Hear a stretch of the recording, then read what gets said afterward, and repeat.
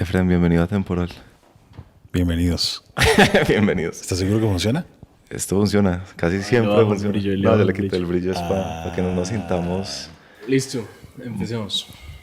para que no nos sintamos muy self-conscious. Ok. Efren, bienvenido. Contanos de tu explosión demográfica. Ya eras adulto cuando te llenaste de seguidores en Instagram. ¿Qué pasó Mi ahí? explosión demográfica. ¿La versión pública o la versión privada? No, aquí solo privadas, por favor. Los compré a todos. No, mentiras, Todos mentiras. son bots árabes. Yo siempre, por años, tuve un perfil bastante bajo. ¿Intencionalmente? Intencionalmente. ¿Por qué? Porque siempre trabajé con gente muy pública. Ya. Entonces, por un lado, porque trabajaba con gente muy pública. Y por otro lado, porque mucho de lo que, digamos, hay una parte de mi vida que se dedica a resolver problemas de los que nadie quiere hablar.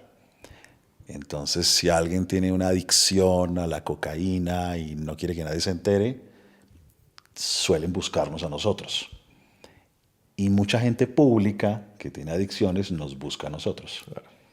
Entonces, digamos que tener un perfil relativamente bajo, porque nunca se pudo del todo tenerlo muy bajo, hacía que no hiciera tanto ruido. Parte del trabajo. Sí. Pero cuando llegó la pandemia, estuve pensando en cómo podía como aportar un poco o sumar a lo que estaba pasando. Y me dio por hacer un live, pero yo nunca había hecho nada de eso, jamás. O sea, Un live en Instagram. sí, yo creo que en Instagram yo tenía, cuando empezó la pandemia, yo creo que tendría 5.000 seguidores, yo creo. Ah, sí. Sí, yo no creo que tuviese. Pues ya habías hecho, pues para contextualizar, vos eras un tipo que ya había hecho TED Talks por allá en un estadio con 40.000 personas, un episodio de 13%, pues que eso ya es mucho decir. No es pues que fueras un don nadie. No. Y yo había hecho muchas conferencias y había escrito libros y todo. Pero no tenía perfiles en redes sociales que los moviera o que me dedicara. No te has enfocado a crecerlo. No, cero.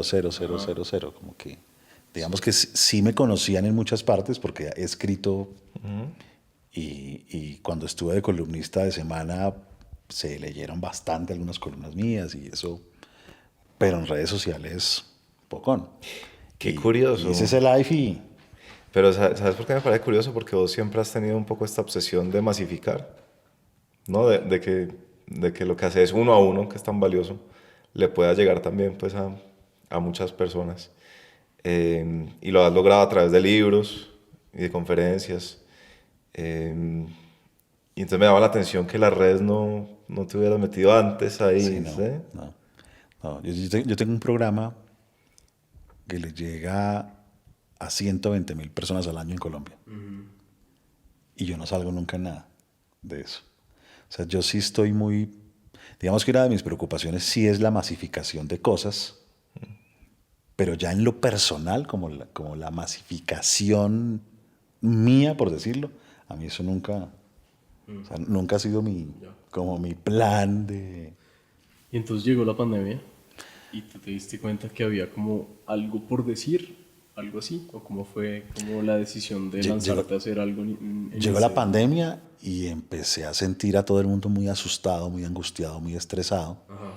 Y yo dije, voy a dictar una conferencia abierta acá al público sobre cómo manejar el sufrimiento y el estrés. Y se llenó y lo vio un montón de gente y entonces, es más, la dicté y ni siquiera sabía cómo grabarla, no quedó grabada. No quedó grabada. Después repetí como 2 y no quedaron grabadas. Ya como la cuarta, Ya lo lograste. ya supe cómo se grababa. Las otras quedaron en el olvido. Exacto. Y empezó a crecer y a crecer y a crecer. Esa habilidad de comunicar que tenés, que es excepcional, además de lo que decía Nico ahorita, pues de voz de locutor, ¿lo advertiste rápido en tu vida? No, imagínese que la primera conferencia que yo di, tendría yo 20 años, yo creo, 19. Y fue en un estadio para 1.500 adolescentes. Wow. Solo que yo ¿La no primera? sabía. La primera, solo que yo no sabía. O sea, a mí me invitaron a una escuela de escasos recursos, a que hablara con unos adolescentes. Y cuando llegué, me dijeron, vamos a salir en la cancha de fútbol. Y entonces me llevaron a la cancha de fútbol y había 1.500 adolescentes ahí. Pues yo pensé que era un salón de clases. Yo pensé que iba a hablar con los de octavo, que eran 30 chinos. Hasta los egresados ahí formados. Y fue duro, duro, duro, duro. Se me ¿Eso en qué secó año la fue? boca. ¿En qué año fue eso? Por ahí. Póngale, hace 25 años, por ahí. Hace 25 años. Se me secó la boca, se me olvidó lo que iba a decir. Duro, estuvo duro. Pero fue bautizo de fuego y a partir de ahí ya estabas... Ni siquiera había preparado la conferencia. Yo pensé que iba a charlar con unos chinos ahí. Y ya. Y ahí me lancé de una. Y ahí empecé a hacer, yo creo que desde ahí no he parado de hablar con grupos. Fácilmente. Esa fue la primera. ¿Has aprendido cómo a dar mejores charlas? O sea, ¿las planeas más ahora o igual es como medio espontáneo? Digamos que he construido algunas que me las han pedido. Entonces me han pedido algunas cosas y esas las he construido.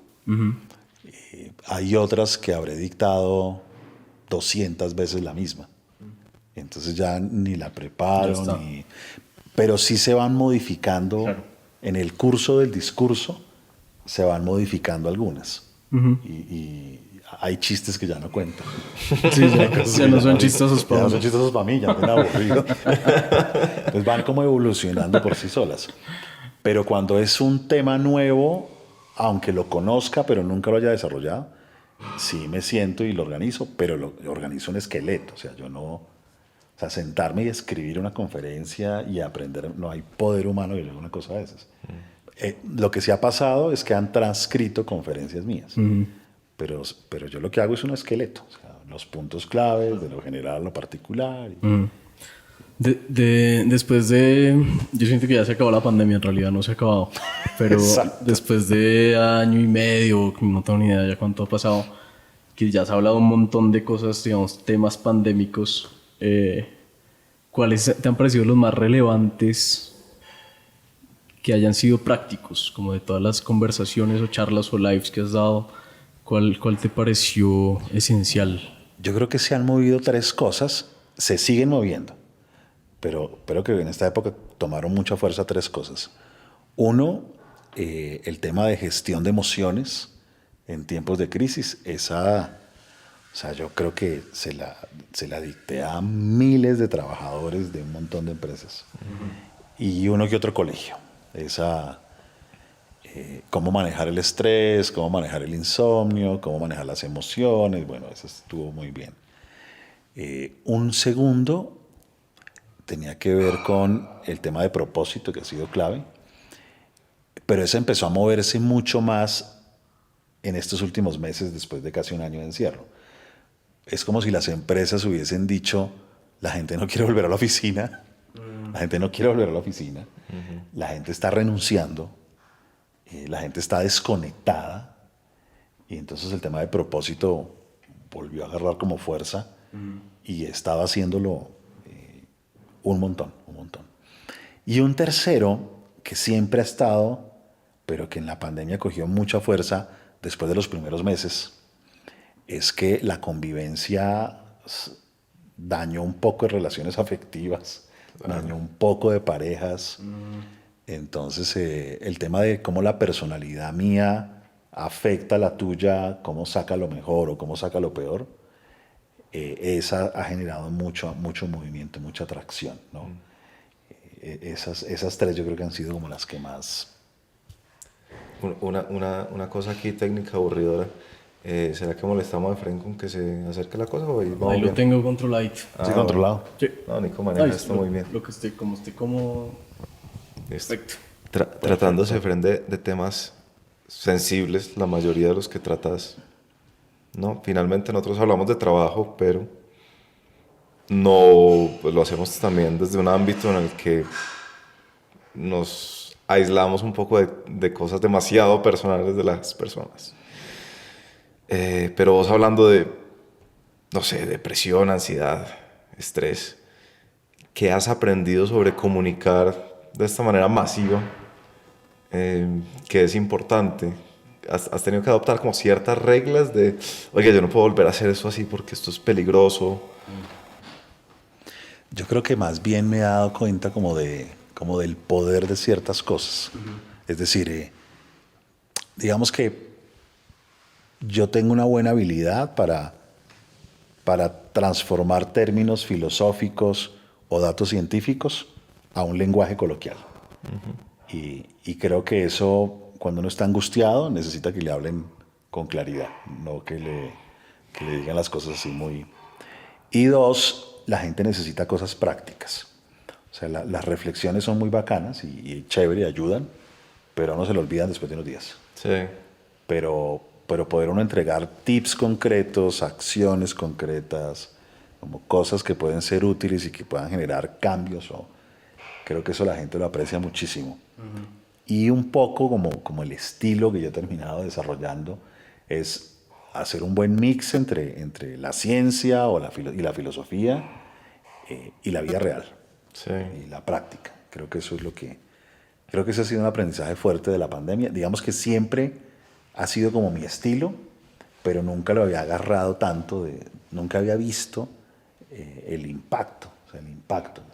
Claro. Lo que la gente escribe diciendo de ejercicios que he propuesto y cómo les ha ayudado ha sido importante. ¿No te has vuelto ya insensible a recibir tantos pues, mensajes, supongo muchos de agradecimiento y de no sé qué? ¿No te pasa que es como, sí, otra persona más? Hay muchos que no, o sea, no me da para contestarlos. Sí, claro. Y no dejo que alguien conteste por mí. Mucha gente hace eso, hace que contestan por ellos y yo no. O sea, el que contesta ahí soy yo. Eso hace que no conteste mucho porque no me da el tiempo. No me da el tiempo.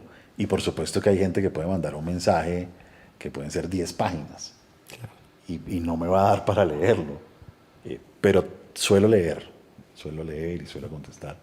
No, valoro mucho la gratitud, valoro mucho lo que sucede. Hay cosas que no están en mis manos, es decir, cuando la gente escribe que le pasa algo en Venezuela y que necesitan tal cosa, pues ese no es mi trabajo, no es mi función, no.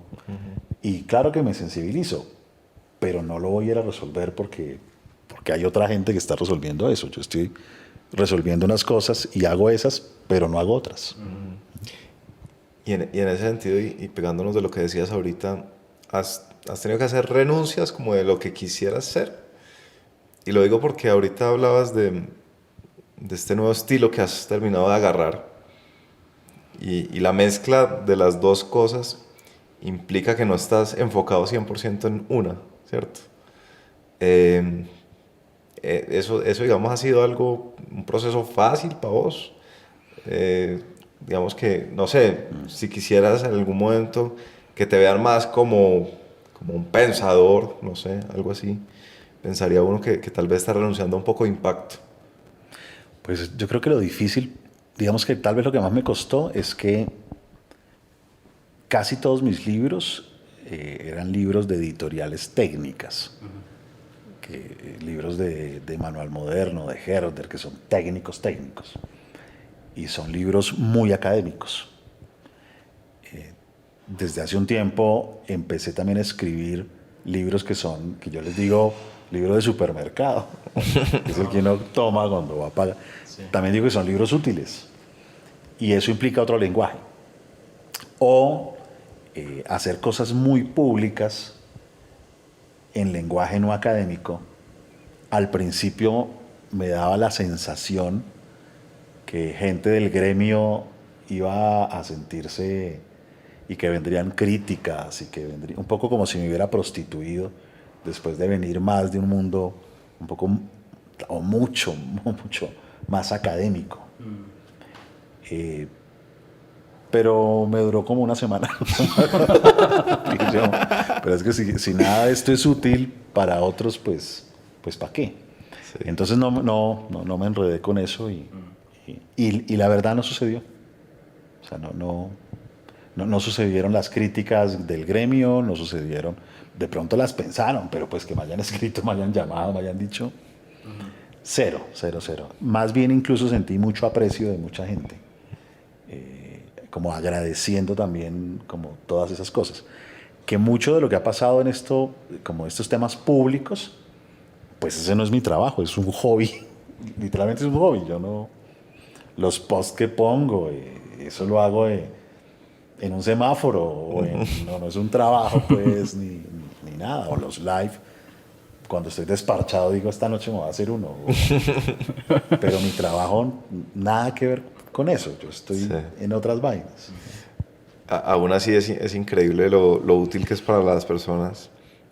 Como te decía, para poder terminarte de concretar esa entrevista, que la pudiéramos cuadrar, nuestra entrevista anterior citó de memoria una metáfora que alguna vez dijiste, y que pues que ya se quedó con eso, y hizo, pues ese es uno de muchos ejemplos. A mí me pareció una cosa impresionante. Hablando un poco de Víctor Frankl. Ustedes dirán. Hablando un poco de Víctor Frankl, Efren, me leí 2 libros de él, me pareció muy buenos. Nunca había querido leer El hombre en busca de sentido porque todo el mundo habla todo el día de ese libro y qué pereza. De puro rebelde. De puro rebelde. Para no venderse a lo común. Gran parte de mi acción es acción rebelde, ¿no? Que es cero interesante. Y no lo había querido leer, finalmente lo leí y me pareció tremendamente bueno, ¿no? Es una gran obra. O sea, está justificado ser así de mainstream, si se quiere. Y lo otro que me sorprendió de ese libro es que pues yo creo que tiene fragmentos como de prosa muy excepcional, ¿no? Es una joya. Es total. una joya también en ese sentido. ¿Por qué será tan mainstream?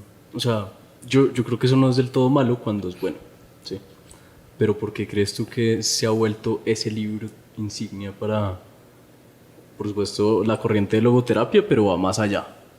Yo creo que porque toca temas que son transversales a lo humano. Es decir, ¿quién no ha sufrido? ¿Quién no ha sufrido? ¿A quién no se le ha muerto a alguien? Y si no se le ha muerto, se le va a morir, ¿no? ¿Quién no ha tenido una pérdida? ¿Quién no ha tenido una época de sinsentido, de no me hallo? Entonces, aunque es una historia que casi nadie ha tenido, porque es un tema pues, de campos de concentración y tal, lo que ahí se vivía, sí lo ha vivido todo el mundo. Entonces genera un nivel de identificación muy poderoso, muy poderoso. Y genera impactos fuertes. Yo me leí ese libro. Yo estudiaba ingeniería química, imagínense. Y me leí ese libro y me cambié a psicología. Gente, el impacto es enorme. Claro, o gente que ha estado secuestrada y ha leído el libro y le ha ayudado un montón. O gente que ha estado con enfermedades severas y el libro lo ha llenado de esperanza. Sí. Entonces yo creo que tiene que ver con que genera un nivel de identificación muy poderoso en temas que son transversales y que generan como esta sensación de esperanza y de sí a la vida a pesar de todo. Ese fue el otro que me leí, que tiene ese título, que lo sacaron hace poco. Es de los recientes. Sí, me imagino que solo está en inglés porque vi que es una edición que les dio por hacer de algunas conferencias que él dio en esa época. Yo no sé si ya había publicado El hombre en busca de sentido, pero se llama Yes to Life in Spite of Everything, ¿no? Sí a la vida a pesar de todo. Sí. Que me parece que lo dice todo, ¿no? Sí, o sea, no me lo leí, me leí el título. Y sabes también que me pareció interesante. Yo no conocía el contexto de El hombre en busca de sentido, que es un poco la posguerra, y había como cierto movimiento nihilista de que nada tenía sentido después de esa matazón, y qué valor y qué coraje salir a decir que la vida sí tiene sentido. Sí. Él venía un poco escueliado porque después de la Primera Guerra Mundial pasó lo mismo. Hubo como una epidemia de suicidios en Europa. Okay. Y él vivió eso siendo adolescente. Entonces, digamos que el clima de la posguerra le tocó vivirse 2 guerras mundiales al hombre. Entonces ya venía un poquito como focalizado, ¿no? ¿Has sentido vos algo de eso en esto, en pandemia? Yo creo que ese libro tomó muchísimo vuelo en la pandemia. O sea, ese libro, porque eran como experiencias concentracionarias, es decir, Sí. nos guardaron, y se murieron personas conocidas, ¿no? Y había la angustia de qué va a pasar mañana, y los que nos contagiamos, ¿será que nos va a dar duro? ¿Será que nos va a dar duro? ¿Será que nos vamos a morir? Entonces, y fue literal, o sea, el libro se vendió en la pandemia un montón. Yo creo que por eso se volvió, ha tenido como ciclos de moda, y la pandemia ha sido una explosión del hombre en busca de sentido con toda. ¿Tú lo has vuelto a leer después de muchos años? Sí, me lo leí de nuevo me lo leí primero hace como 25 años por primera vez, y después hace como 8, yo creo, 6. ¿Cómo fue eso después de...?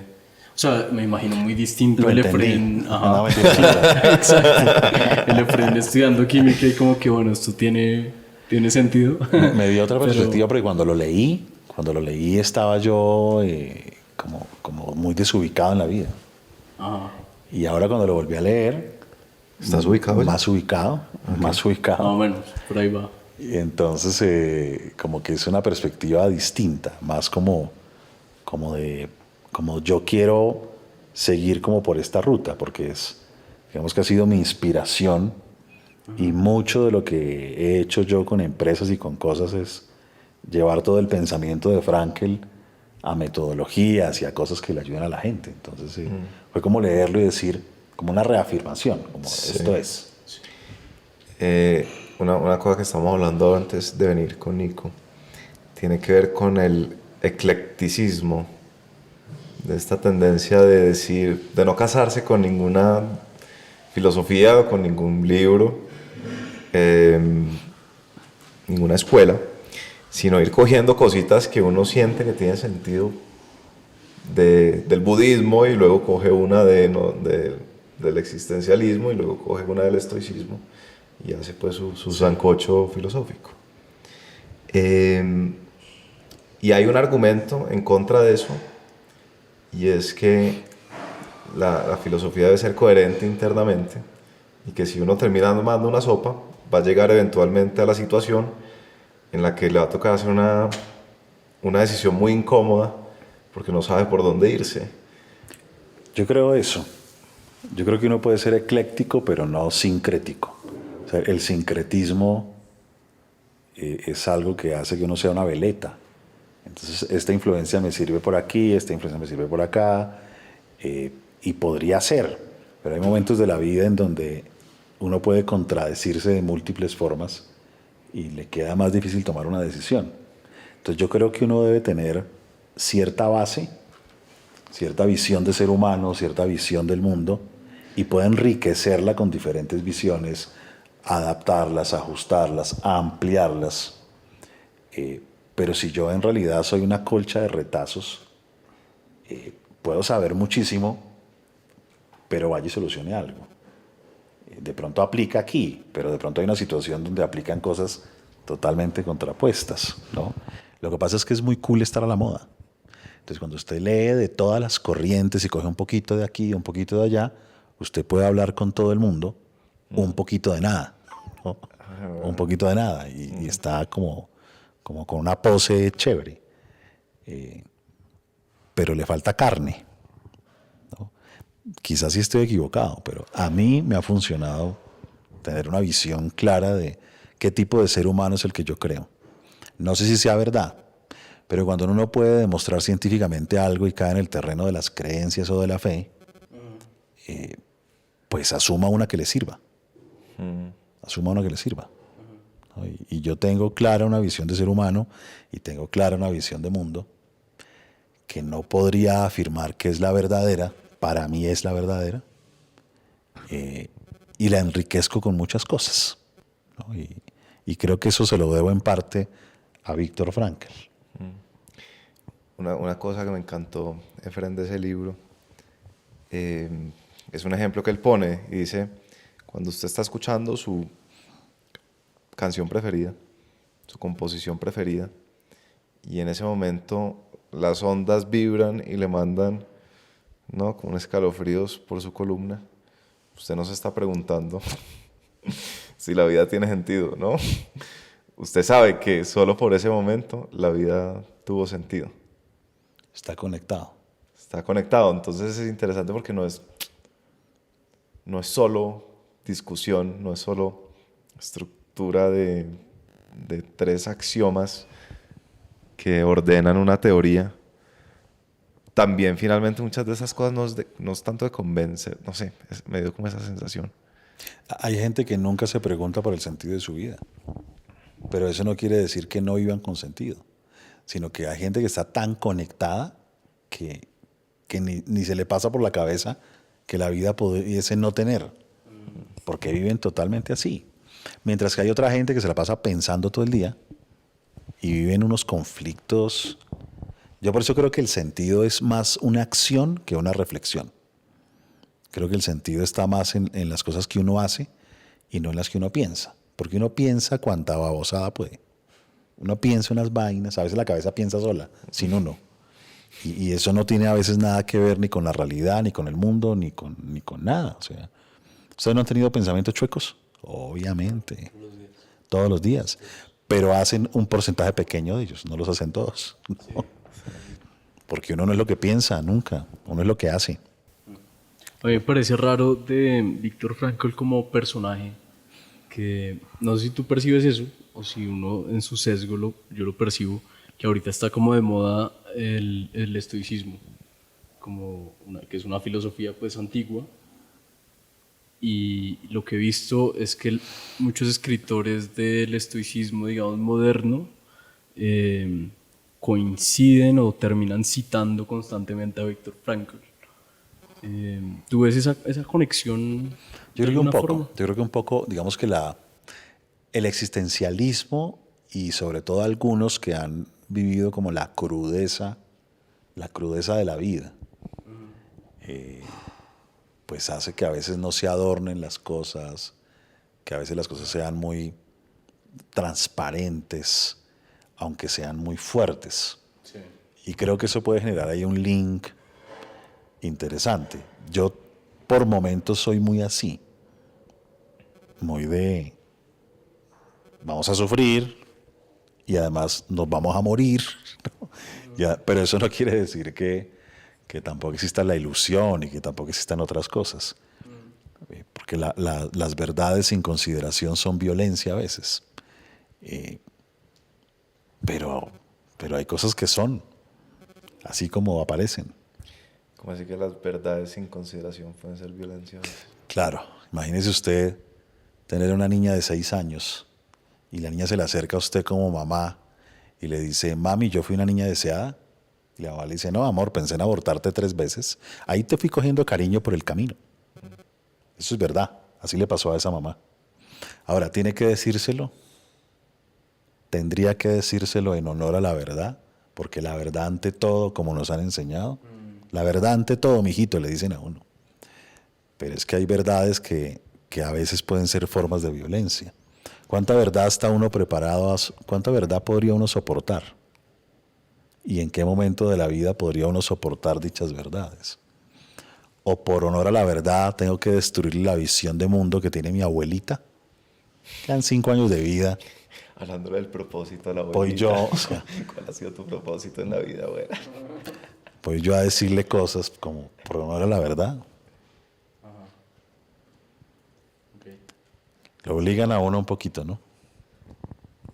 Pero no entendí muy bien la conexión ahí con Viktor Frankl. ¿O por qué estás hablando de eso? Me perdí. Que el estoicismo es un poco crudo, ¿no? Que la crudeza. Ah, como la crudeza. La crudeza. Ok, ya entendí. La crudeza ahí muy... ¿El estoicismo te parece crudo? Empezando por ahí. Yo creo que sí. Sí. Y me gusta. Sí. Pero me parece un poquito crudo. Creo que el tema es con quién o en qué momento o de qué formas. A mí a veces me escriben y me dicen, uy, no, este post sí me dolió. ¿No? Y puede ser porque a veces hay temas muy... ¿no? Pero por ejemplo a mí, yo fácilmente me dicen, ¿le puedo regalar tu último libro, se lo puedo regalar a mi hija de 13 años? Yo le digo, no. No puedes. ¿No? O sea, si quieres, hazlo. Pero yo, como autor, te diría que le dejaras hasta los 17, aunque sea un poquito. Ok. No quisiera que un niño de 8 años estuviese cuestionándose algunas cosas. Yo quiero que el chino de 8 años se coma las berracas verduras. No que ande diciendo que la libertad. Quiero que se coma las verduras. Sí. Sí. Lo que dijiste del sufrimiento no lo entendí tampoco bien. Como que a veces buscas el sufrimiento o aceptas el sufrimiento. Yo creo que el sufrimiento te busca a ti. Ajá. Es decir, se te va a morir alguien, te vas a equivocar, va a aparecer. También creo que hay otros sufrimientos que uno busca, ¿cierto? También creo que hay sufrimientos que son necesarios en la vida, como ir al odontólogo, por ejemplo, o como hacerse una cirugía, o como terminar una relación loca. Es un sufrimiento, pero son necesarios, o sea, uno tiene que enfrentarlos con gallardía, ¿no? Pero sí creo, pero esos son como los de la vida, pero hay unos que me parecen muy fuertes, que son los que tú no tienes en el presupuesto, los que tumban la puerta de tu casa y se te sientan en la sala, sin previo aviso. Y ahí la única salida es aceptación. Aceptación. Pero no aceptación pasiva, no es una forma de resignación, como de, ay, esta es mi cruz, porque ahí sigues cargando eso de por vida. Sino aceptar que hay cosas que pueden ser, por inconcebibles o inaceptables, sencillamente pueden ser. Sí. ¿Por qué no podrían ser? Sí. Que también es distinto, creo yo. A mí no me gusta el todo pasa por algo. Todo pasa por algo. Yo no creo mucho que... Yo creo que pasa por algo, O sea, pero porque hay consecuencias de los actos y de las cosas. Pero no creo que haya un destino prefijado. sí. Es decir, cuando a mí me dicen, la vida te puso ese sufrimiento para que aprendas. No, también existe la mala suerte. Creo que también existe la mala suerte. Sí.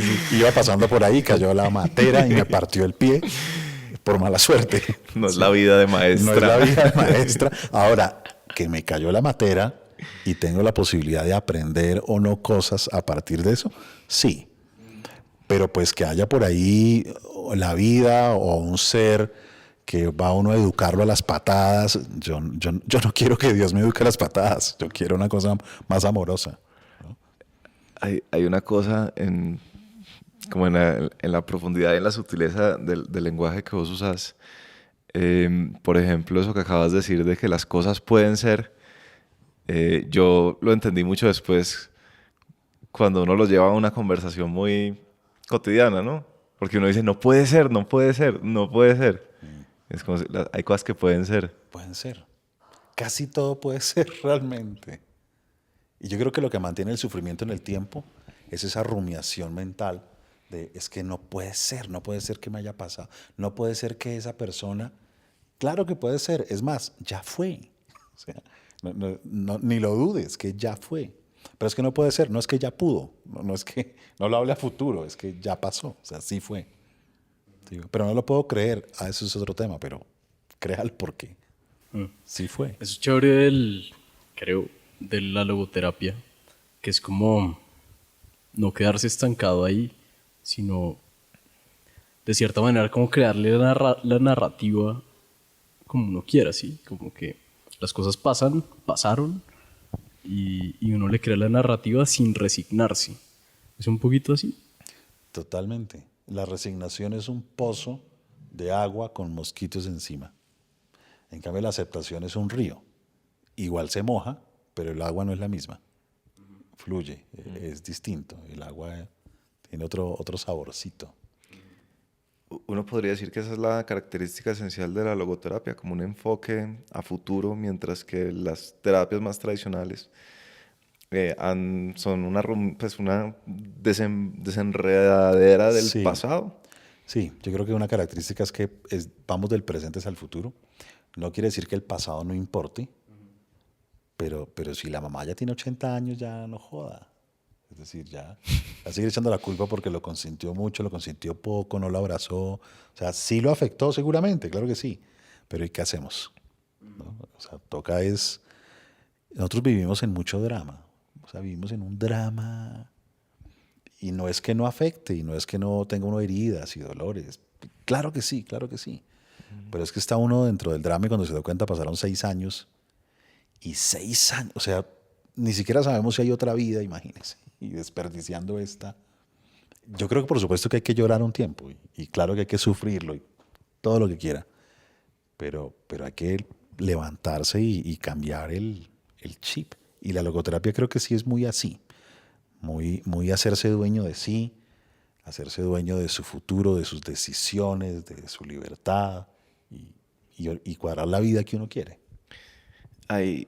Recientemente he notado esta especie de mensaje implícito y pues también explícito en parte de la cultura pues que me rodea, digamos mi burbuja. Y es el siguiente mensaje. Todo el mundo debería ir a terapia. ¿Vos qué crees de eso? No, cero. Todo el mundo terapia. Para nada. Para nada. Lo que la gente tiene es que más bien todo el mundo debería desdramatizar la vida. ¿No? Es decir, chévere que vayan a terapia, pueden ir a mi plataforma y hay un montón de psicólogos que atienden online, me parece bacano. Pero, mejor dicho, nosotros los psicólogos hemos empezado a reemplazar a los amigos, hemos empezado a reemplazar a los curas, a los pastores, a un montón de gente que cumplía ciertas funciones sociales importantes, importantes. Y no es que esté mal, si alguien quiere ir a un psicólogo está maravilloso y que vaya y tal.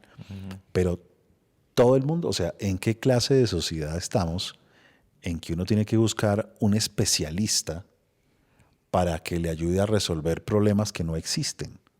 Porque si tiene un problema que existe, tiene un problema de ansiedad, tiene un problema de depresión, claro, vaya al psicólogo y que le ayude, por supuesto. O usted quiere que le asesoren en desarrollar una habilidad blanda, perfecto, vaya al psicólogo. Pero todo el mundo, hasta los que están pasándola bueno.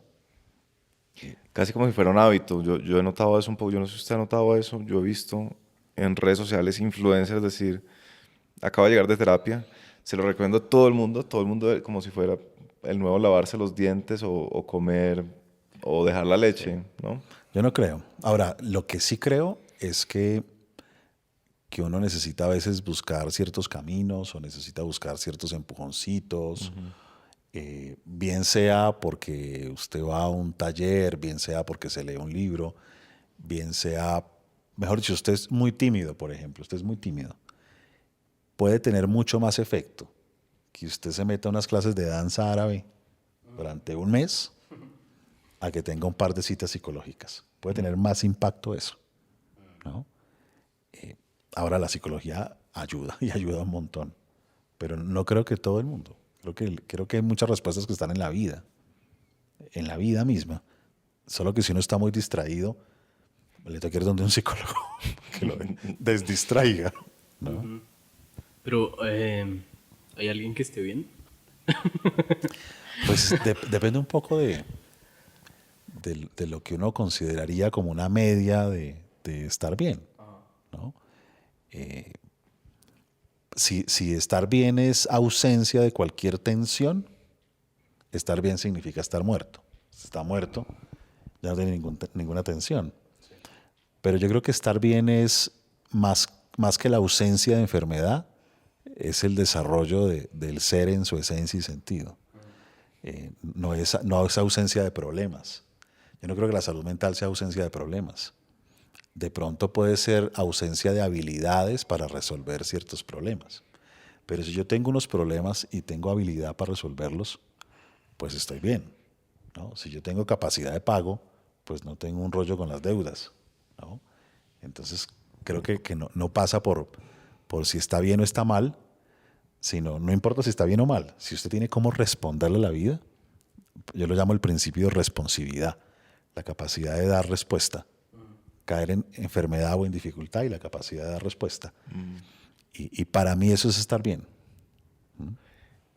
Que es otra, perdón, es que ahorita repasé las notas de Víctor Frankl, entonces parece como si fuera un especialista en el tema. Solo hice trampa. Es otra de las cosas fascinantes de ese libro, ¿no? No preguntes a la vida. Respóndele. Ajá. Tú no eres el que se debe preguntar el sentido de la vida, sino responder la pregunta que... Es que imagínese usted, imagínese lo que uno, pero ¿y por qué me pasó esto? Pero ¿y por qué tenía que ser así? Y pero porque es una cosa muy víctima. ¿Y por qué no? O sea, ¿por qué no? Agradezca que no nació en Etiopía. No, mentiras, agradezca no, porque igual, porque da las gracias por eso, pero ¿por qué una pose de víctima? Las cosas pasan. Las desgracias son parte de la vida, las pérdidas, los sufrimientos. Hay azar también. No, pero es que a mí me ha tocado muy duro estos 2 años y me pasaron muchas cosas. Pues sí, sí, pero ¿y por qué? Ni idea, ni idea. Seguramente algunas cosas sí, hay cosas que uno mismo genera. Uno genera mucho de lo que le pasa, lo genera uno mismo.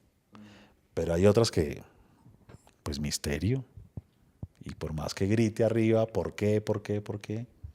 A mí me gusta esa postura de Frankl, que dice, a la vida no hay que preguntarle, a la vida hay que responderle. Uno es el llamado a dar respuesta, uno es el llamado a preguntar. Esa actitud de jefe ahí de dame explicaciones, a ver que la vida me explique. No, eso no lo diga muy duro porque la vida es buena para hacerlo uno humilde. No le van a explicar un carajo. Tiene usted que encontrar las formas de resolver. ¿Cuál sería un ejemplo de eso? Como para entenderlo más. De no Pues, hacerse preguntas sino responderle. Usted está totalmente feliz, tranquilo, jugando partido de fútbol y se desmaya y le encuentran una enfermedad de un momento a otro y no puede volver a jugar. Y usted dice, ¿pero por qué? No, no sabemos, dicen los médicos, no sabemos. ¿Y cuál es el origen de eso? No, pues tampoco sabemos. Y usted puede entonces quedarse todo el tiempo, pero ¿y por qué? ¿Y por qué? Sí, pero en lugar de quedarse todo el tiempo en por qué, por qué, por qué, pues cambie de hobby.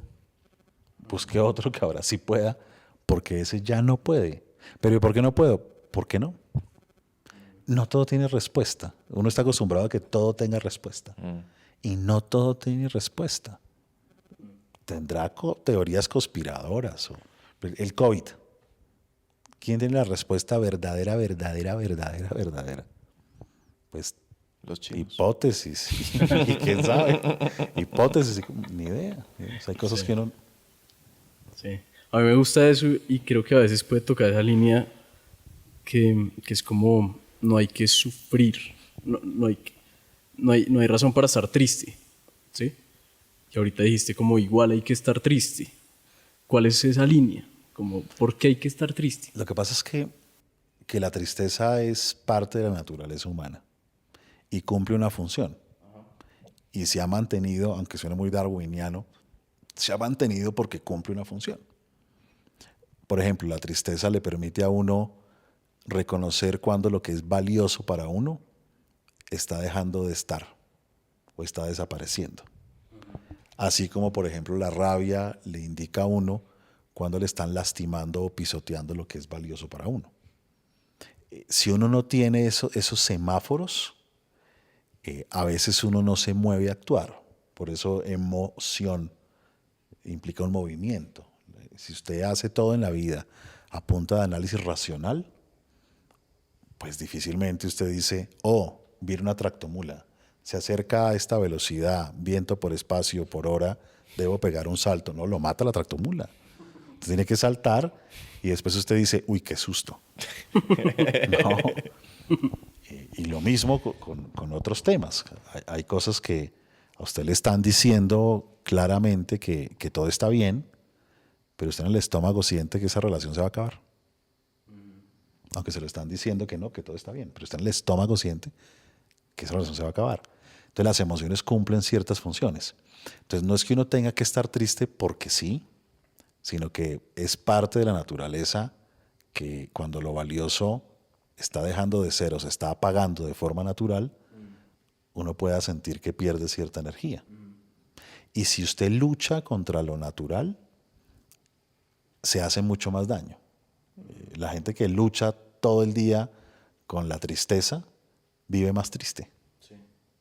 Es como si usted recordara todo el tiempo, tengo miedo, pues vive asustado. ¿No? Yo admiro a esa gente, por ejemplo, que termina una relación y dice como voy a estar triste una semana y está triste una semana y ya. Y se levantan. Y se levanta. Y se van. Y esa es un poco mi pregunta, como, sí, como ¿hasta qué punto ponerle límites a las emociones? Si es que hay que ponerle límites. Sí, yo no sé si el límite total de me pongo mal 3 días y ya, Ajá. pero creo que funciona más que el no puedo dejarme caer, no puedo caerme, no puedo ponerme mal, no puedo. Resignarse. Porque lo mantiene vivo, lo mantiene rumiando todo el tiempo. Es como, no piense en un elefante blanco, pues está uno pensando en un elefante blanco. Entonces no puedo estar triste, no puedo estar triste. Y a eso súmele que si usted está en contra de las emociones, usted tiene una doble emocionalidad. Porque usted empieza a decir, es que me da mucha rabia verme tan triste. No, pues está triste y con rabia, ¿no? O me da mucha tristeza sentirme tan triste. Pues esté triste una sola vez, porque está triste 2 veces. Pero eso se produce porque usted ve las emociones como algo malo, negativo, o algo que lo hace ver más chiquito. Entonces creo que funciona mucho menos eso que la gente que dice una semana de depre y me levanto, ¿no? No creo que sea tan así, pero creo que funciona más que la otra postura. Sí. Llorar me encanta. Pero no, voy a traer unos Kleenex. Pero, Voy a traer unos Kleenex. llorar me encanta, pero no lo sabía. Como que yo nunca he sido muy llorón. Lo encontró. Pero hace poco lloré y me gustó mucho y me cuestionaba mientras lloraba. Y en realidad ya me lo había cuestionado antes porque está tan mal visto llorar. ¿Sí? Porque en general está asociado a la vulnerabilidad. Ajá. Y la vulnerabilidad es algo que es visto como de gente débil, de gente que no puede enfrentar la vida o que no está capacitada para vivir, o que es más chiquita, o que es menos culta, o que es decir, es como la gente que llora así, ¿no? Es vergonzoso. Como tocándose el parpadito. Claro, así. es vergonzoso. Como el estornudito que es como... Sí. Entonces uno termina sintiéndose más débil, o sintiéndose tonto, o sintiéndose... Sí. Y hace uno fuerza. ¿Han visto la fuerza que hace la gente para no llorar? Sí. Aprietan. Aprietan duro. ¿No? Y que es raro, o sea, es una vaina rarísima. Es como está que va al baño y apriete, vaya al baño, no sufra, vaya al baño. Sí. Y ya, queda uno tranquilo después de ir al baño. Ajá. Yo una vez fui vulnerable, Fran. Una vez. Una vez fui vulnerable con una exnovia. Pero va un poco al tema de las verdades también. Yo tenía esta idea que si era absolutamente transparente y decía todo lo que estaba pensando y sintiendo, pues mi relación se iba a solucionar. Y ya con tu risa podrás saber que no funcionó. por supuesto no funcionó. No, porque finalmente las frases hirientes, así sean lo que uno piensa, calan, ¿no? En la mente, son buenísimas para calar en la mente de otros. Entonces yo a veces soy escéptico de algunos discursos de vulnerabilidad porque los interpreto como transparencia y bajar las defensas y no ser intencional. Mejor dicho, ser como fui yo cuando, ¿sabes? Que fui vulnerable. Yo creo que ese fue un daño que nos hizo el movimiento de desarrollo y crecimiento personal. Es decir, filosóficamente, el concepto de autenticidad, que es un concepto europeo, heideggeriano, no era un concepto de ser transparente. Autenticidad significa ser dueño de sí, como tener autoridad sobre mí, hasta de lo que callo. Pero cuando vino la Segunda Guerra Mundial y ese concepto se lo llevan a Estados Unidos, donde surge el movimiento del desarrollo personal, se convirtió el tema en tienes que pensar, sentir, hablar y actuar de la misma manera. Y eso se ha vendido como si fuera el ideal humano, una cosa así maravillosa del ideal humano. Y los que son así son de una sola pieza. La verdad ante todo, mijito, sea coherente. Todo es una farsa. Porque la mamá que le dice a uno, la verdad ante todo, esa mamá también dice mentiras. Mentimos. Y mentimos un jurgo, mucho más de lo que aceptamos. Si una verdad no conduce hacia el bien, no suma o no aporta, o incluso lastima, ¿cuál es la idea? Además, ¿qué piensen ustedes? Hay cosas que uno piensa fruto de las hormonas, pero uno en realidad no cree en eso. no cree en eso. O del hambre a veces, ¿no? Sí, tal cual, tal cual. Y entonces, qué tal que ustedes hicieran el ejercicio durante una semana, decirle a todo el mundo lo que se les pase por la cabeza? Porque ustedes tienen que ser honestos y coherentes. Se quedan sin amigos. Claro. Ser dueño del silencio está chévere. Ser dueño de lo que callas. Puede ser que a veces ser dueño implique decir algo que pueda ser fuerte o difícil a corto plazo, pero maravilloso a largo plazo. La conducta tiene que estar guiada por lo valioso. No puede ser la verdad, porque si no, Dios lo castiga. O sea, no puede ser por miedo, sino al servicio de lo valioso. Hay verdades que no tiene sentido decir a veces. Y esto puede ser vastamente criticable. Muy seguramente lo van a criticar algunos cuando escriban ahí. Bueno, esos que van a criticarlo, los invito a que durante un mes digan absolutamente todo lo que piensan en su momento a toda la gente que aman. Reto por opción. A ver, y nos dejan después en los comentarios qué pasó. Exacto, ¿no? ¿Qué tal? Uno tiene rabia, uno con rabia dice cosas a veces que no debe decir. Sí. Porque a veces uno no cree en eso. Sí. Es un momento de rabia. Sí. Para darle un poco un salto cuántico a esta conversa de frente. Y para cerrar el capítulo de Víctor Frankl, para que no piensen pues que soy el especialista número 1, número 2, perdón. Otro concepto de Víctor Frankl es la tensión creativa. Ahorita que hablabas de tensiones, yo no sé si se llama tensión creativa, yo de pronto lo escuché en algún otro lado, que era esto que decían, uno no debe buscar un estado de relajamiento, sino más bien el de una meta valiosa que lo tenga uno tensionado. La pretensión, ¿no? La pretensión, ¿no? Pero que no sea, no sé si esto también es de Franco, lo ya estoy inventando, que no sea lo suficientemente enorme como para que simplemente a uno le dé parálisis y se quede quieto tal cual. Con eso en mente, ¿qué tensión crea? Pues, ¿qué te tensiona a vos? ¿Qué te tiene tensionado? Yo tengo un defecto y es que sufro por exceso de tensión. Es decir, yo me apasiono muy fácil con cosas, que cada vez aprendo a decir que no, pero yo podría vivir de crear emprendimientos, de crear cosas, porque me apasiono y me genera una tensión ahí. Y hay temas que yo agarro un tema y hasta que no me acabo todos los libros de ese tema, yo no paro. O yo agarro un sabor de helado y hasta que Agota no se reservas. acabe. Vamos por el cookies and cream. Vamos por el cookies and cream. Pero total, o sea, yo no sirvo para vivir a medias. Podría, pero me aburriría mucho. Entonces yo tengo, por ejemplo, en este momento la que más tengo ahí es que ando en un video que se llama La Intención Noble. Y me lo tomo tan en serio que en esta semana reunía a todos los directivos del grupo nuestro empresarial y les dije, nos vamos a salir de todos los negocios que no tengan una intención noble. Y no vamos a entrar en ningún negocio que no tenga una intención noble, así de plata, de una. ¿Qué es intención noble? Intención noble es que tú tienes que, si quieres, estar al servicio de alguien. Bien sea porque quieres importarle o porque quieres ayudarles a resolver un dolor o porque quieres compartirle una alegría tuya a través de tus servicios o productos, pero tiene que estar dirigido hacia alguien o hacia algo que beneficia a algún alguien. Tiene que haber un diferencial, tiene que haber algo diferente que otros no estén haciendo. O sea, no tienes que acabar con la industria, no tienes que quitarle el trabajo a todo lo que se mueva solo por tener. No, si tú tienes un buen diferencial, maravilloso, perfecto.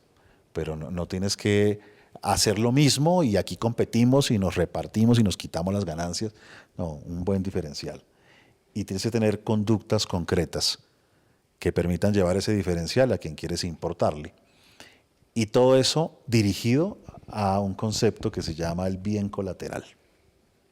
yo solamente quiero hacer cosas que hagan bien colateral. Es decir, si yo presto un servicio o un producto mío, logra impactarte, yo necesito organizar las cosas para que ese impacto que te genere haga que tú impactes a otros con eso. Okay. De tal forma que si yo te hago sentir a ti como mi proveedor o mi cliente seguro y tranquilo, tú hagas lo mismo con tus proveedores y con tus clientes. Entonces una intención noble es algo trascendente. ¿No? Y estoy aquí metido, o sea, estoy metido en eso, totalmente. Y literalmente ya hace 15 días nos salimos de la primera empresa. De una. Casi ni me creen. Me dicen, ¿en serio? Y yo, no vamos.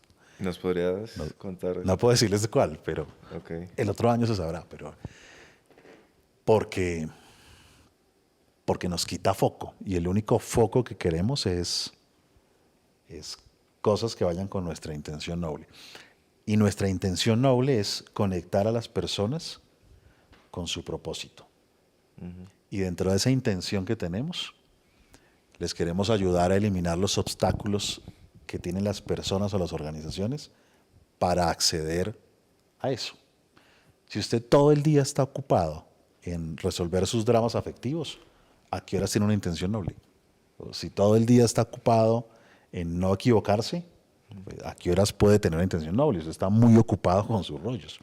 Bueno, nosotros queremos quitarles todos esos rollos y después acompañarlos a que construyan una intención noble, que es una forma, es un pasito más allá del propósito, porque estamos buscando el bien colateral, ¿no? No solamente llegar, el propósito hace que tú estés focalizado y llegues. Sí. Nosotros queremos llegar y que se multiplique. Y no es bien común, porque el bien común está un poco más etéreo y vago. Interesante. Es bien colateral. Todo el tiempo le hablan a uno del mal colateral. Pilas con el mal colateral, pilas con las contingencias, pilas. Pero no le hablan a uno del bien colateral. Y uno hace mucho. Por ejemplo, ustedes, no sé si lo han pensado, pero ustedes hacen mucho bien colateral. Mucho bien colateral. Ustedes no conocen a casi nadie de la gente que escucha, por ejemplo, 13%. No los conocen. Conocen a algunos. Pero al grueso no los conocen. Y a esa gente la han impactado. Y esa gente, por ejemplo, algún jefe que haya escuchado eso, de pronto ha hecho cambios, pero ustedes nunca se van a enterar. Se enterarán a veces, pero no de todo. Eso es bien colateral. Eso es bien colateral. Y yo solamente quiero focalizarme en cosas que de adrede. De diseño. De diseño, de adrede. No porque sucedió de manera natural. No, quiero que suceda de forma natural, pero también quiero de adrede hacer solo eso. Sí. Los libros, tenés un libro ahora que sale pronto, ¿se podía decir también? Sí, ¿no? sale la primera semana de octubre. Sale ahí justito, casi que con esto.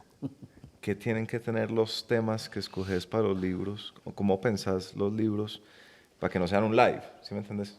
O sea, finalmente tenés muchos temas posibles y sabes hablar de muchas cosas y conoces mucho. ¿Por qué ese para un libro? Y contar un poquito de una vez de ese libro. Para mí hay digamos que para mí hay unos temas que son como claves en la vida humana, ¿no? El trabajo es uno clave, el amor es uno clave, el propósito es uno clave, el sufrimiento es uno clave. Pero hay uno en particular que ha sido muy invisible, o sea, muy invisible, porque el amor genera dramas, el trabajo genera estrés, el sufrimiento, pero hay uno que es medio invisible y que determina en gran medida todas las dificultades que uno tiene en sus vínculos, y es la personalidad.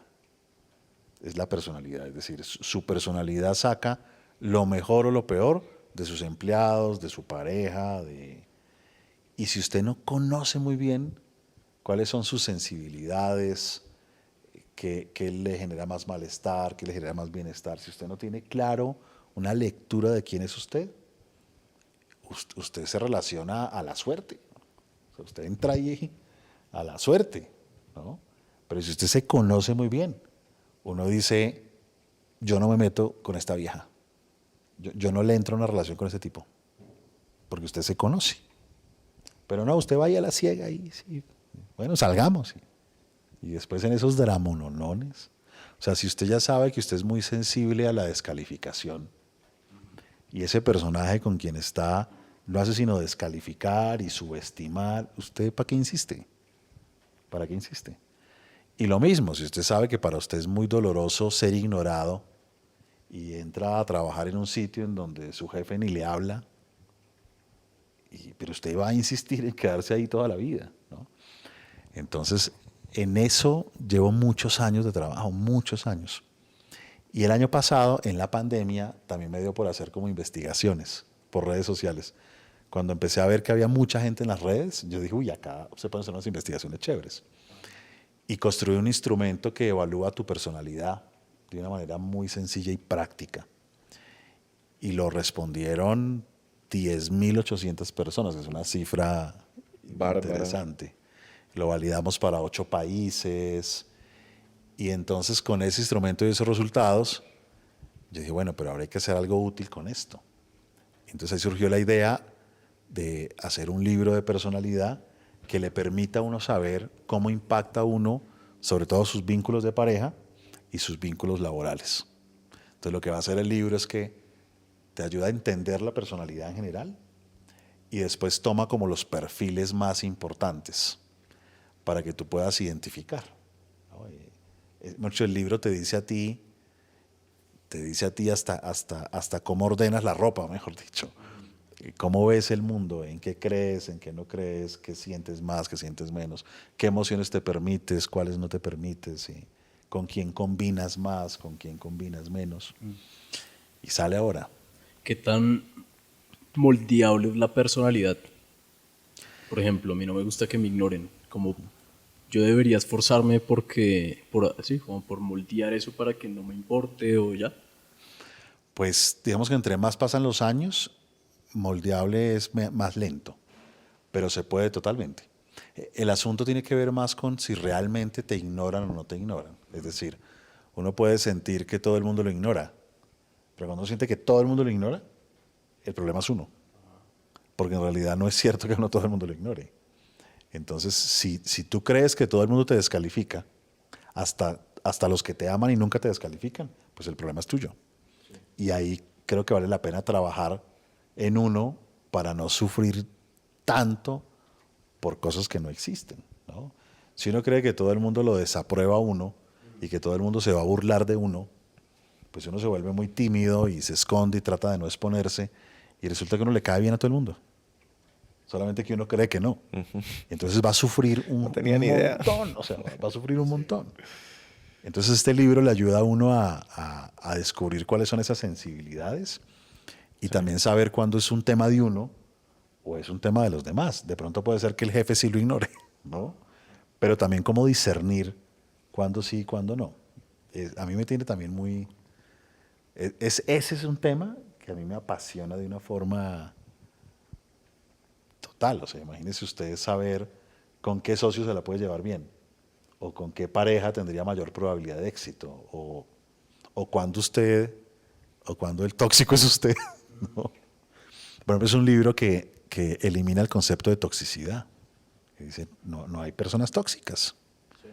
Hay personas sensibles o heridas a ciertos temas que hacen cosas para salvaguardarse y en ese hacer cosas a veces joden a otros. Sí, sí. También iba un poco la pregunta más como ¿en qué momento uno debería ceder? ¿Sí? Digamos en una relación. En la relación, creo yo, sin saber mucho de relaciones, que las personas deben ceder y no ser nuevamente 100% auténtico, entre comillas, sino de alguna forma adaptarse a la otra persona. Pero ¿hasta qué punto? Siempre me pregunto eso. Si usted va a hacer una relación, tiene que ceder. Si usted no va a ceder, nunca va a poder ser una relación. Va a estar usted solo, con alguien al lado, pero no en una relación. En una relación siempre se cede, siempre se cede. Si alguien no cede, daña la relación. Si alguien cede todo el tiempo, también daña la relación. Creo que es un poco el baile, más como la danza. Hasta dónde sí, hasta dónde no. qué sí es importante para mí, qué es innegociable, qué son bobadas mías del ego.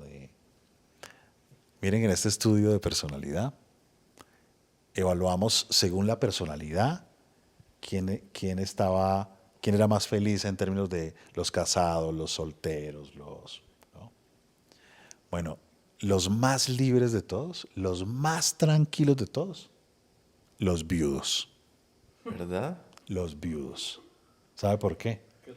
Porque cuando a usted se le muere el amor de su vida, usted se hace infinitamente libre. A usted ya no le duele nada. Después de eso, a usted no le duele nada, ¿no?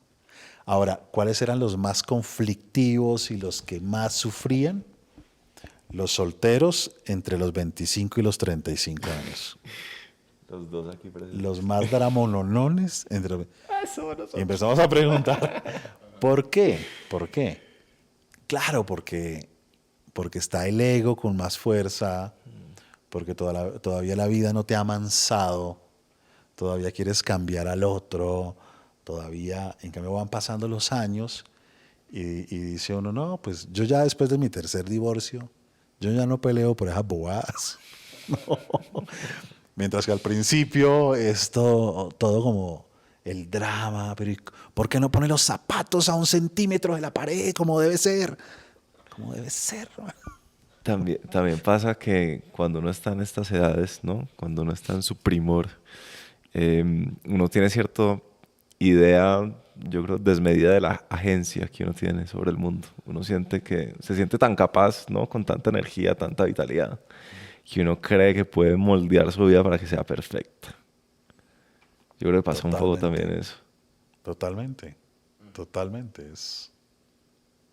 Y está uno muy sensible a cositas, ¿no? Y está uno como es que esa amiga mía que me dejó en visto 2 días, esa no es mi verdadera amiga. Ay, no joda. No pasa nada. No es tan grave. Casi nada es tan grave. Casi nada es tan grave. Hasta que uno lo va entendiendo, pero a veces se demoran un poquito. ¿Qué más te sorprendió ese estudio? Ese dato me sorprendió un montón. Después uno de preferencia sexual. Que no hubo diferencias, excepto en los que tenían esta disforia de identidad. Mejor dicho, el que decía soy gay no tenía grandes sufrimientos. El que decía soy hetero no tenía grandes sufrimientos. Pero el que estaba ahí como que sí, como que no, sufría más que todos los demás, ¿no? Ese también fue un dato ahí como chévere. Un dato, por ejemplo, colombiano. Los colombianos, en comparación con otros países, y los argentinos también, muy sensibles a la equivocación y al error. O sea, esta vaina de fracasar, equivocarse, o sea, nos duele muchísimo más. Los argentinos, por ejemplo, más sensibles al desamor. Argentina no es el país con más... Alguien nos dijo eso, ¿no? Más psicoanalistas. Más psicoanalistas o más psicólogos per cápita, algo así. Así es. Entonces, diferencias de países, por ejemplo. Algunas diferencias de género. Por ejemplo, las mujeres mucho más tímidas que los hombres. Mucho más tímidas que los hombres. ¿En general o en Colombia? En general. Y los hombres mucho más prepotentes que las mujeres. 3-1 fácilmente. ¿Qué es la prepotencia? Más como a asumir que sin nada tengo yo una gran potencia. Ah, ya. ¿No? Es el narcisismo. Ah. Se salía que los hombres éramos mucho más narcisos que las mujeres. Y un dato súper curioso, porque uno siempre piensa que las mujeres son muy intensas y muy psicorrígidas. Y los datos nuestros, de los hombres. Tenemos más rollo nosotros con el orden, con la puntualidad, que las mujeres. Y socialmente, uno siempre dice, no, es que esa mujer es muy intensa. no es cierto. No, somos nosotros. ¿Tú crees que hay alguna diferencia entre prepotencia y arrogancia? ¿Te gusta tanto el lenguaje? No estoy tan seguro. No estoy tan seguro. Creo que son dos, no sé si sean distintas, pero creo que es parte del narcisismo.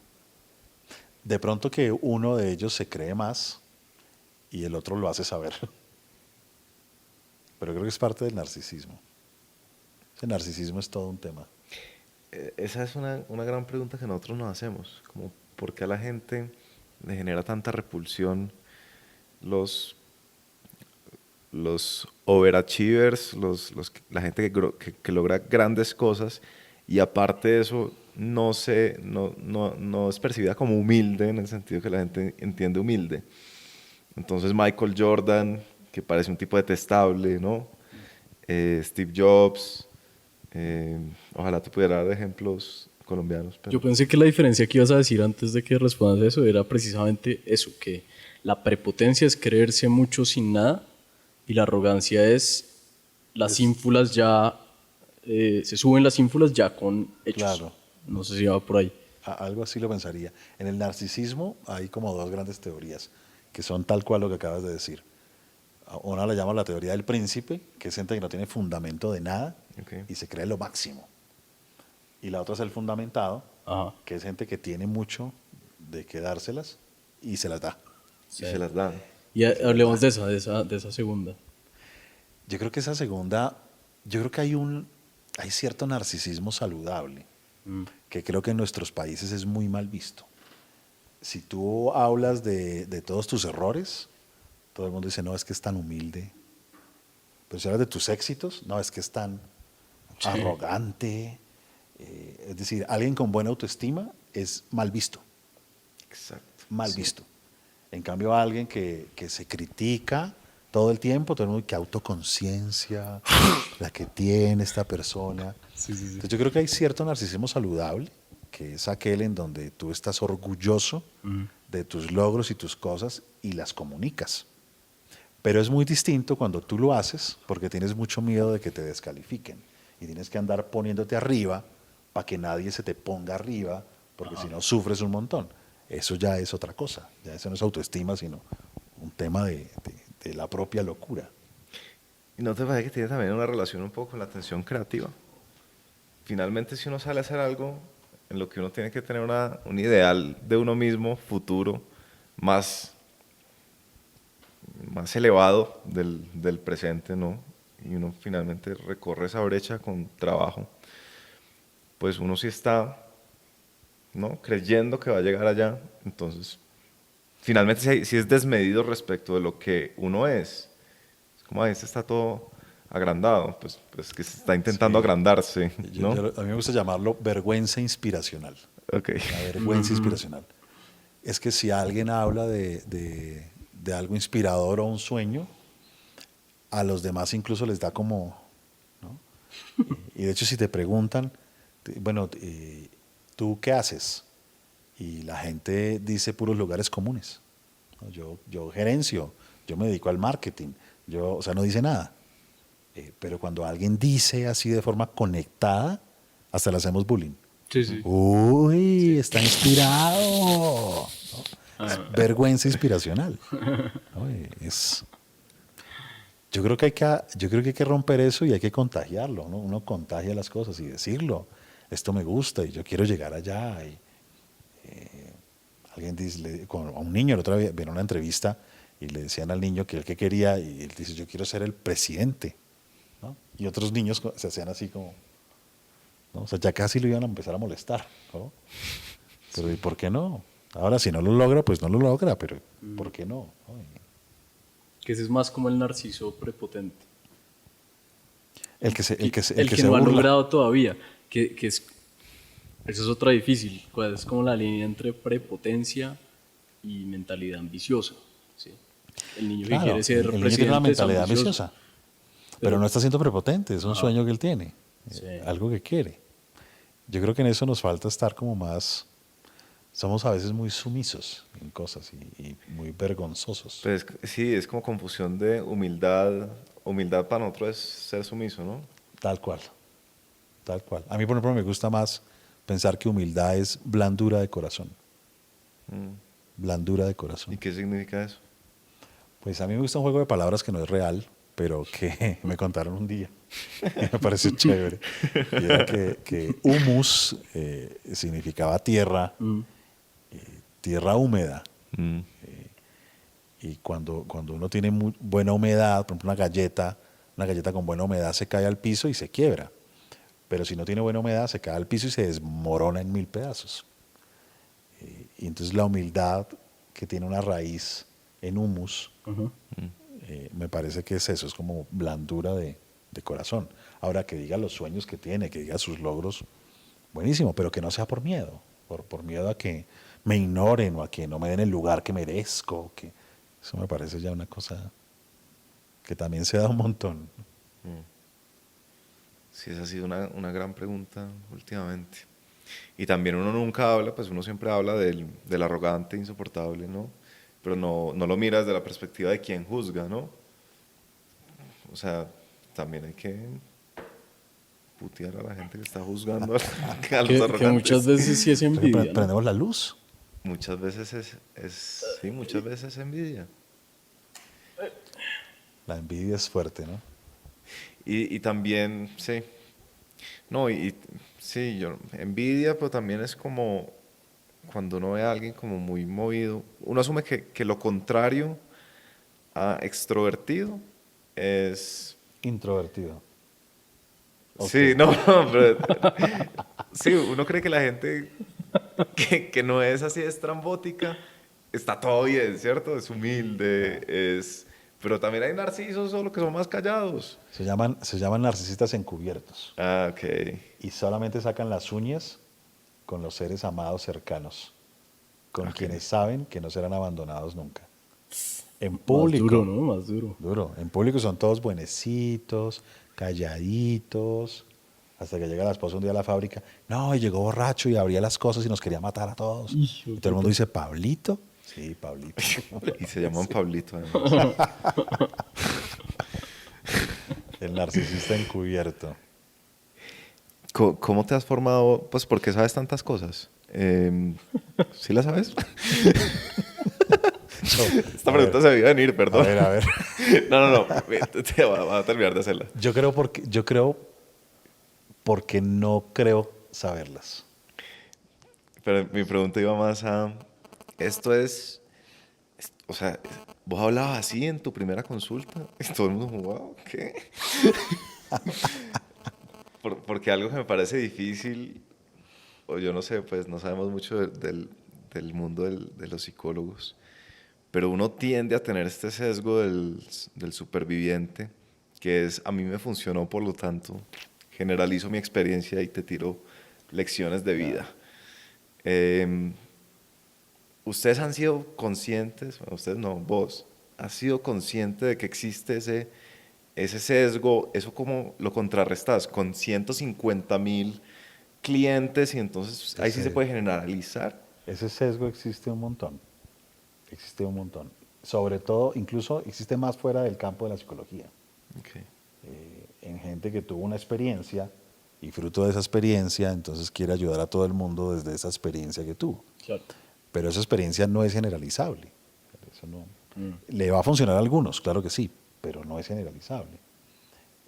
Desde la psicología más bien logras aprender que hay cosas que le sirven a unos, pero no le sirven a otros.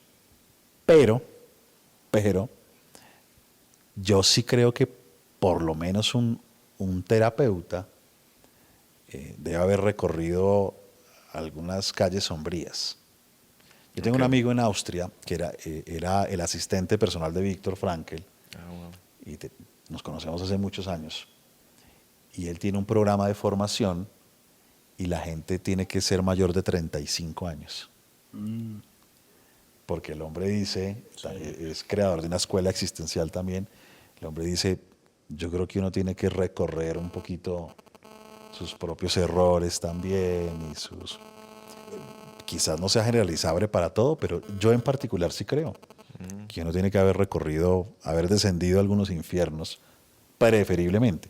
No quiere decir que alguien de 27 años muy bien formado no pueda ayudar a otra persona. Claro que sí, claro que sí. Pero en particular creo que hay algunas experiencias de la vida que puede que no sean problemas psicológicos, pero que a veces un buen acompañamiento ayuda. Hay algunos temas de la vida que no son problemas psicológicos, pero que generan una carga de sufrimiento tremenda, algunas pérdidas, algunas separaciones, algunas crisis. ¿Sí? Y creo que ayuda un poquito de barro. Yo te quiero preguntar, no sé si me la aceptas. Vos subiste una foto hace unos días a Instagram que a mí me sorprendió mucho. ¿La del COVID o la que parecía sonriente? Una sonriente. Ah, sí. Y el mensaje me pareció curioso proviniendo de vos. Era como, ahora sí me siento en mi salsa. Porque era un mensaje bonito y no oscuro. Pero está como alegre, ¿no? ¿Dónde está lo sombrío? Con los zapatos. Pero era un mensaje como si te hubieras encontrado en algún sentido. No sé si tal vez amerita que lo leamos para no... Tal cual, tal cual. Era como si te hubieras encontrado un poco. Un reencuentro. Un reencuentro, exacto. Y es reciente. Sí. Pero cuando te habíamos conocido estaba súper encontrado. ¿No? Es como uno nunca duda que Fren esté perdido. Y la otra vez que hicimos una videollamada y vos te estabas preparando para la guerra montando en elíptica. Nos decías, no, pues si ustedes no se quieren preparar para la guerra, problema ustedes. Y estabas ahí dándole a la elíptica mientras hablabas por videollamada. Entonces por eso, Dios, por eso me sorprendió. ¿Quieres hablar un poquito de eso? Sí, no tengo problema. Yo vengo de una época, yo creo que yo creo que el último año sobre todo, ya como de en casa de nuevo, pero vengo de una época súper tesa, o sea, yo hace tal vez 6 años, yo creo, por ahí, 6 años. Tuve un montón de eventos, me empezaron a extorsionar mal en redes sociales. Ponían unas vainas primero que yo lavaba dólares para las FARC, después en otra que yo pertenecía a una banda de pedófilos cuando pasó lo de esta niña, lo de Rafael Uribe Noguera, y le mandaban los Twitter a clientes nuestros, una cosa, y eso generó una tensión porque además tuvimos que contratar gente que estuviera pendiente de eso. No se filtró nada, se manejó súper bien, súper bien. Era una agencia que estaba contratada. Hay agencias de daño reputacional. Wow. No sé si ustedes sabían eso. O sea, hay agencias de daño reputacional que tú puedes, pues son ilegales por supuesto, que tú contratas y le acaban la vida al que sea. Y lo utilizan mucho pues en la política y lo utilizan mucho en, ¿cierto? Entonces estaba pasando eso y eso generó una tensión fuertísima. Me estaba separando. Después tuve robos internos en la oficina y ahí perdí amigos muy cercanos, familiares, y la vesícula. Pero eso fue una cosa de 8 meses. O sea, en 8 meses se arrasó con todo.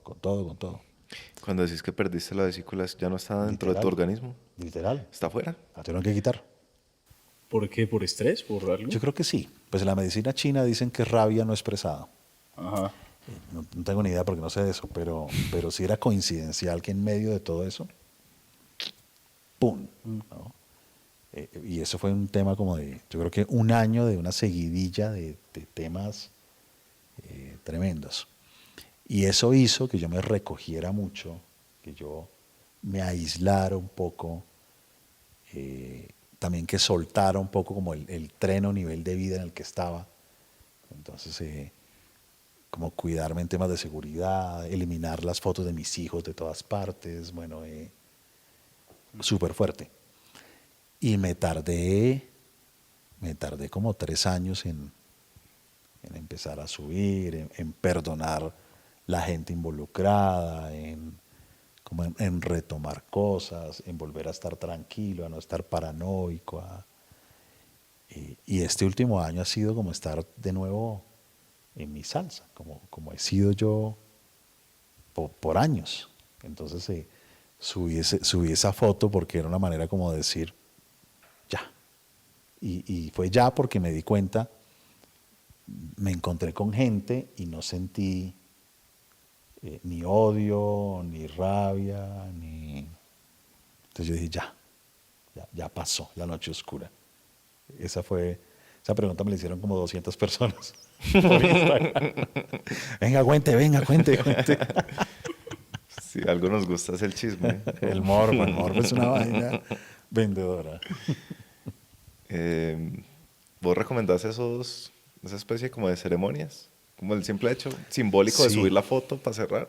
Sí, yo creo que incluso, por ejemplo, yo hice algo, por ahí de pronto salen en redes, y es que me quité el cabello. Me quité el cabello porque iba para la guerra. Eso cuando lo hablamos, estaba calvo. Estabas Yo calvo. iba para la guerra. O sea, yo dije, listo, ya cerré todo lo que tenía que cerrar.